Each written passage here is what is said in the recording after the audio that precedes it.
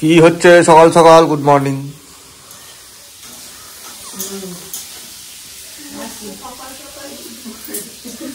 হ্যাঁ, good morning তো সকালেই হয়। গুড মর্নিং তো সকালেই হয়।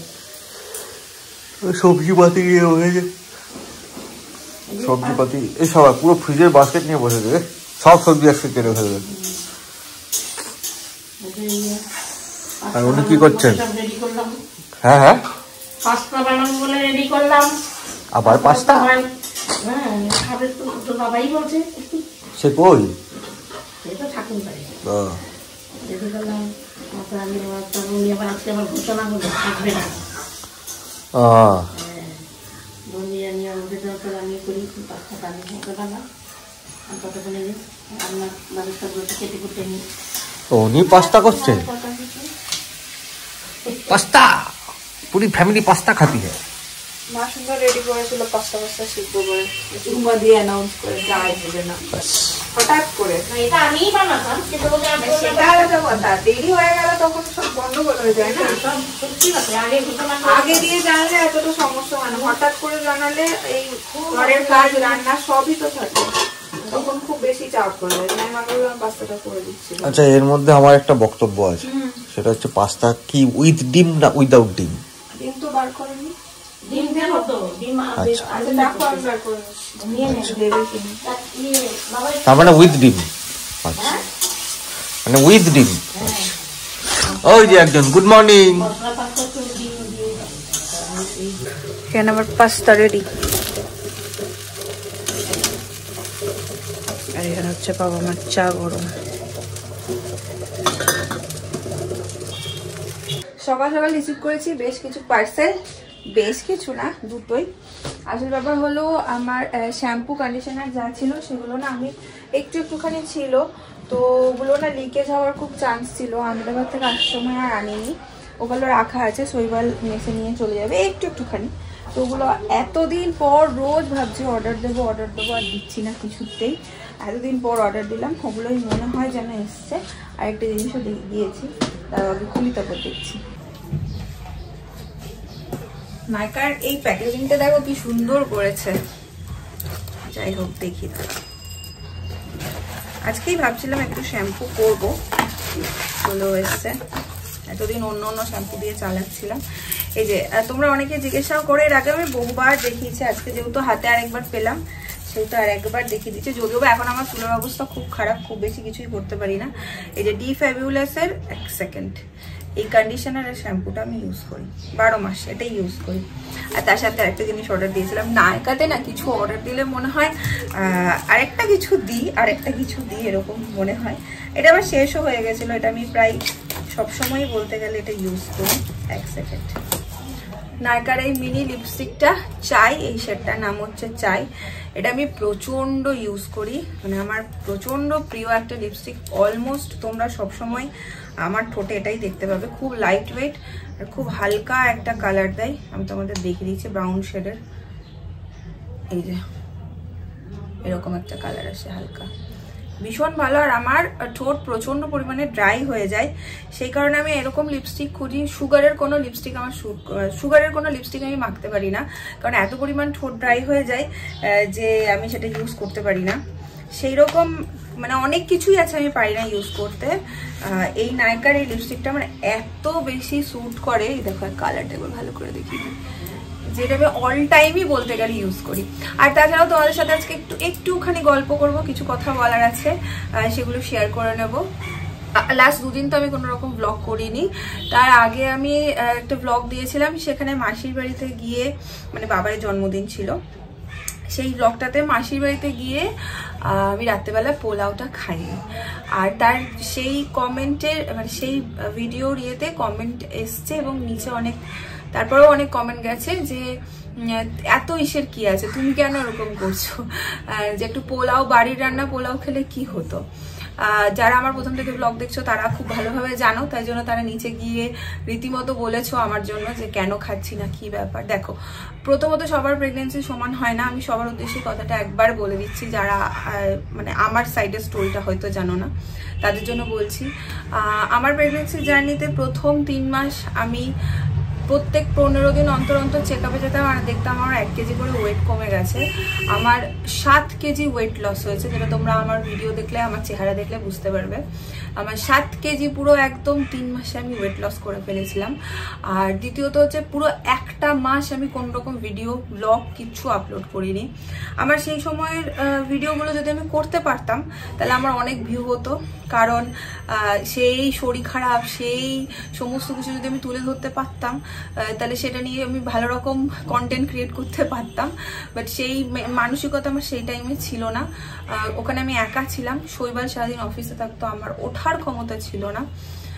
প্রচন্ড খারাপ সময় আমি কাটিয়েছি। এখন ভগবানের আশীর্বাদে, তোমাদের ভালোবাসায়, বাড়ির সবার আশীর্বাদে আমি অনেকটা ঠিক আছি। বাট বিশেষ করে প্রথম 3 মাস আমি প্রচন্ড খারাপ কাটিয়েছি। 4 মাস, 3 মাস নয় 4 মাস।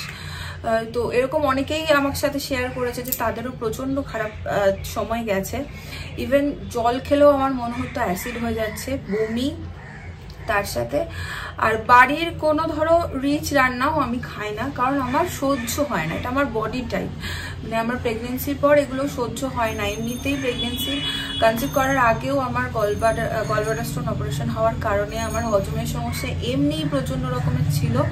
তো ওটা ম্যানেজ হয়ে যেত, কারণ তখন আমি একা ছিলাম। তো কিছু প্রবলেম হলে এই হজমের ওষুধ খেয়ে নিচ্ছি, এটা করে নিচ্ছি, ওটা করে নিচ্ছি।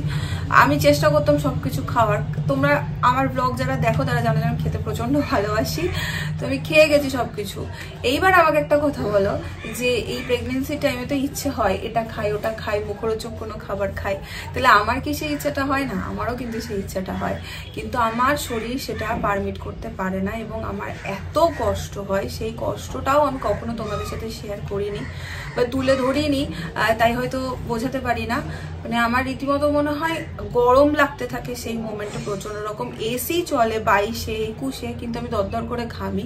আমার এই পোর্শনগুলো প্রচন্ড পরিমাণে ব্যথা হতে শুরু করে এবং মনে হয় যতক্ষণ না ওটা উঠে আসবে আমি শান্তি পাবো না। তো এই সব কিছু ভেবে আমার মনে হয় আমার শরীরকে এইভাবে ট্রাভেল দেওয়া উচিত না এই টাইমে। যতটা পারবো ভালো রকম ডায়েটে থেকে, যতটা পারবো হেলদি খাবার খেয়ে আমার শরীরটাকে সুস্থ রাখা উচিত। যেহেতু ওয়েটটাও এই হারে আমার লস হচ্ছিল, সেই কারণে আমি ভয় থেকেও বলতে পারো। আর তার আগে আহমেদাবাদে যখন ছিলাম তখন আমার হাইপার অ্যাসিডিটি হয়ে গেছিল। সেইখানে আমাকে 2খানা ইঞ্জেকশন দেওয়া হয়েছিল, আমি খুব কষ্ট পেয়েছিলাম। ডাক্তারে বলেছিল অ্যাডমিটও করতে হতে পারে, কিন্তু লাকিলি সেটা করতে হয়নি। হয় না, একটা ভীতি ধরে দেয় মনের মধ্যে। আর এখন তো এটা ফিল করতে পারি কি আমি এটা একা নই, এখন আমার সাথে আরেকটা ছোট্ট প্রাণও বেড়ে উঠছে। তো সবসময় এরকম মনে হয় যে শরীরটাকে সুস্থ রাখতে হবে, যাতে আমিও সুস্থ থাকতে পারি, সেও যাতে সুস্থ মতো বেড়ে উঠতে পারে। সেই জন্য আমি চেষ্টা করি কোনো রকম রিচ বা কোনো রকম আনহেলদি খাবার না খাওয়ার। ইচ্ছে হয়, ইচ্ছে হলে বাড়িতে অল্প পরিমাণ আমি খাই, আমার ক্রেভিংটা মেটানোর জন্য অল্প পরিমাণ খাই, কিন্তু পেট ভরার মতন বা কিছু একটা দেখলাম খেয়ে নিলাম, এটা আমি চেষ্টা করি না খাওয়ার। কারণ খেলে আমার নিজেরই কষ্ট হয়। তার মধ্যে প্রবলেম হয় হচ্ছে এই যে হেলদি খাবার বলছি, আমি দুধ খেতে পারি না, আমার অ্যাসিড হয়। আমি ডিম খেতে পারি না, আমার প্রচন্ড গন্ধ লাগে।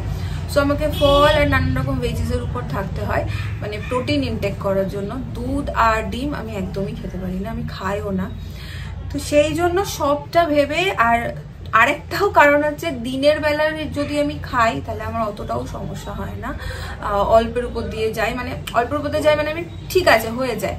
কিন্তু আমি রাত্রের বেলায় বা রাতের পর থেকে আমি একদম মুখটা বন্ধ করে দিই।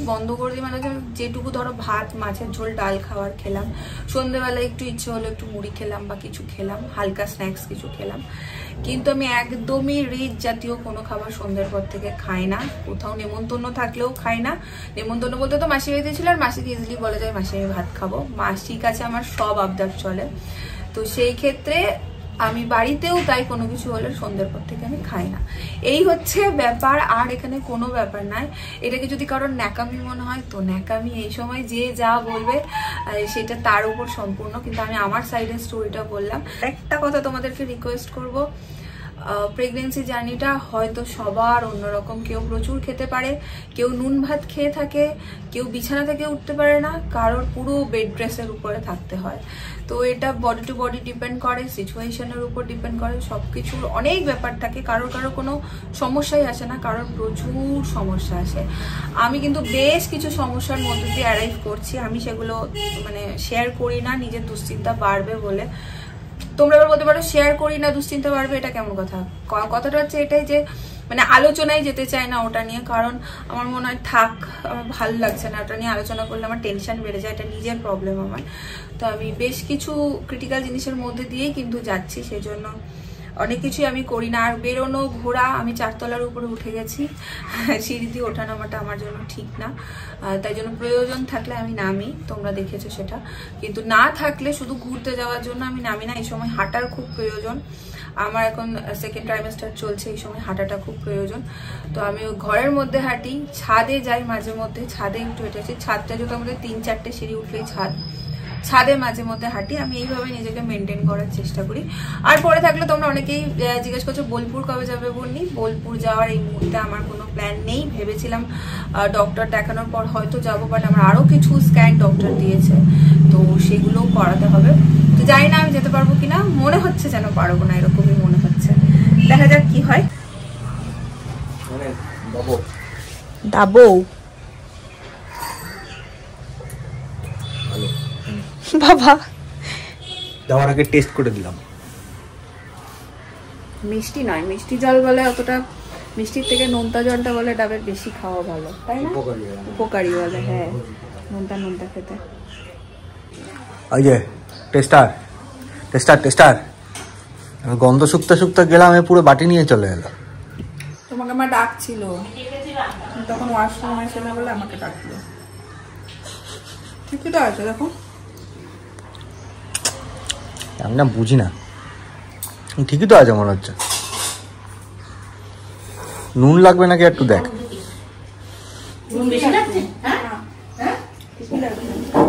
টেস্টার আমাদের আরেকজন টেস্টার কই? হ্যাঁ, সে কি কথা?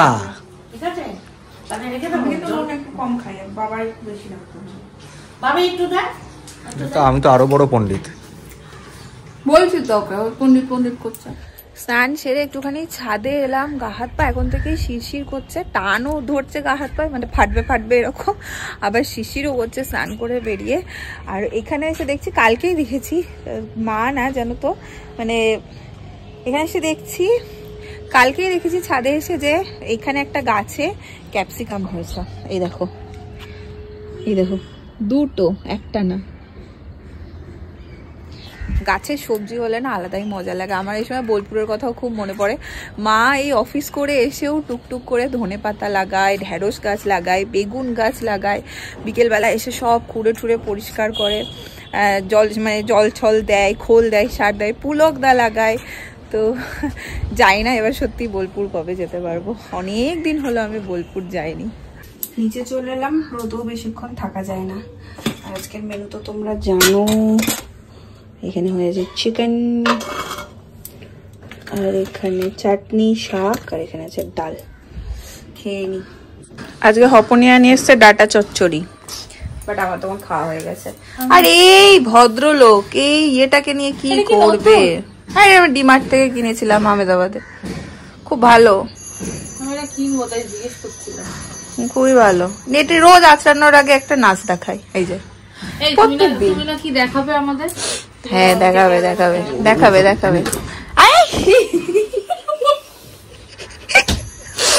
এইসব ফাজলামি আমাদের। কি করছিস রে দুটোতে মিলে? আর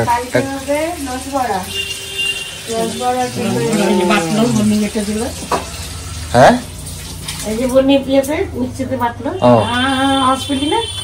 হ্যাঁ পেয়েছি, ওই জন্যই তো গন্ধে এলাম।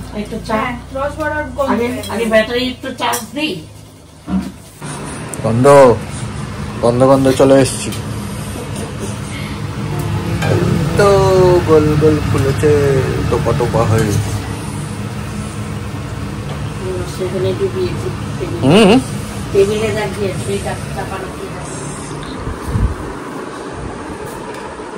এই দেখো, একটু তো খানা পড়েগা, এর জন্যই করেছিল, আর সেই গিয়ে চিৎপাত হয়ে গেছে।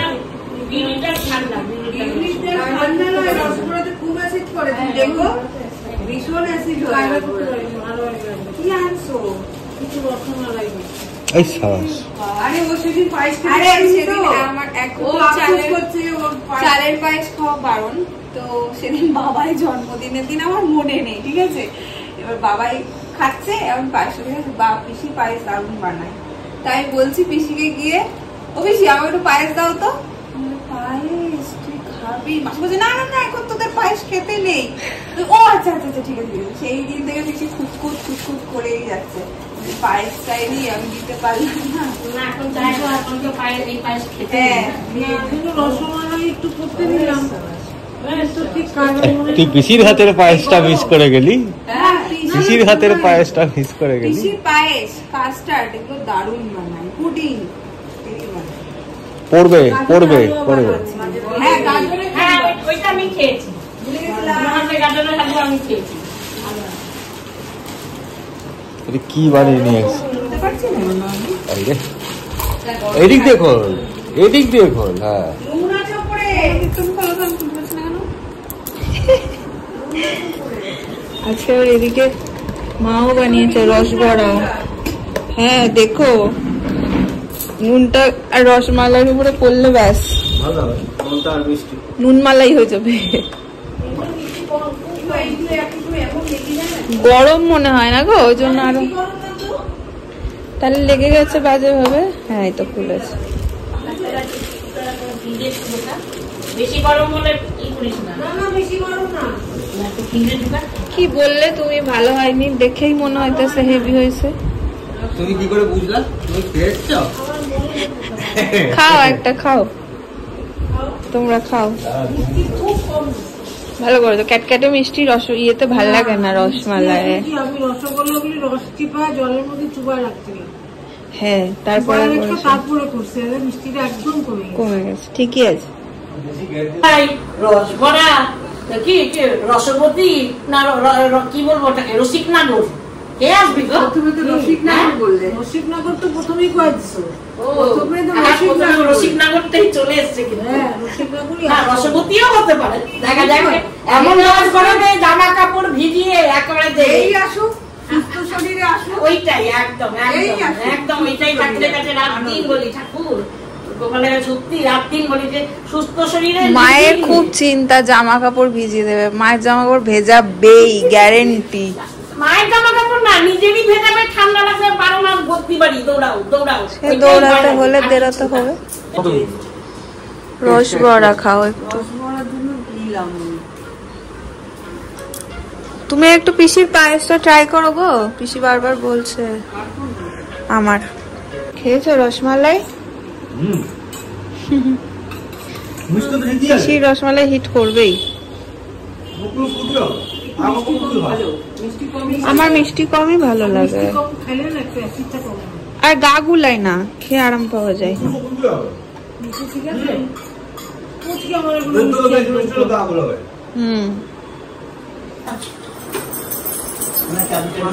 মাসিকে ধরে ধরে নিয়ে আসবে তো পিসি মাঝে মাঝে। ও বলে প্রায়, ও পিসি চলো চলো পিসি গো, আমি আজকেই ব্যাগ দিছি, আমি না যাবো না। ও পিসি মাসিকে ধরে ধরে নিয়ে আসবে তো। মাসি আমার কথা শোনে, শোনাবে। চলো চলো চলো। হ্যাঁ যাবো না যাবো। আরে 4 তলা দেখা জোর করি না, পায়ের অবস্থা ভালো না না পিসি। ইভিনিং ওয়াক করে আসে তো টায়ার্ড হয়ে যায়, এসে তখন যাই না তো। এই তো দাদারা ছিল ওদের একদিনও যেতে পারে না, সেই তো ঘরে লোক থাকলে বের হয়ে যায়।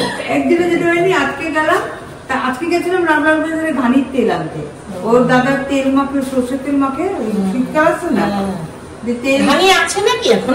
তো উঠেই আছে। পেয়েছো তেল? পেয়েছো? কন্টেনার নিয়ে যাই, কন্টেনার নিয়ে গিয়ে ভাত খাই। ও টাটা টাটা। একদম রাত্রেবেলা শেষ মুহূর্তে এসে লেগে গেছে ঝগড়া দুজনের মধ্যে। তুমি দুর্বুদ্ধ। তুই দুর্বুদ্ধটা কি? দুর্বুদ্ধ, দুর্বুদ্ধির বর দুর্বুদ্ধ। পুজোর সময় দিবি মাথা থেকে বের করে জামা বানাবো। খালি বাজে বকছে, রাত হয়ে গেছে আর বাজে বকা শুরু হয়ে গেছে। 11:05 বাজে। যাই হোক চলো ব্লগটাকে এন্ড করে দিই।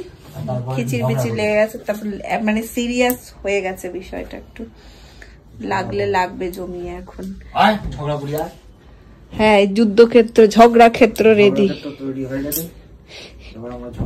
আমাদের এরকম হয় জানো, ঝগড়া করলাম তো এইবার ধরো সকালবেলা উঠে কারোরই মনে থাকে না, আমার যদিও বা থাকে, শৈবাল বাবুর একদমই মনে থাকে না। সকালবেলা উঠে করে শুরু করে দেয়, আর তখন আমিও আর ধরে রাখি না, ঠিক হয়ে যায়। তারপরে আজে বাজে জিনিস আমি মনে রেখে বসে থাকি, আমার মনে রাখার জন্য আরো অনেক জিনিস আছে। আচ্ছা আমাদের মধ্যে সিরিয়াস ঝগড়া কতবার হয়েছে তুমি? এই তো এখনই হচ্ছে। এটা সিরিয়াস, অত্যন্ত সিরিয়াস, অত্যন্ত গুরুত্বপূর্ণ ভাবে সিরিয়াস। চলো টাটা, গুড নাইট।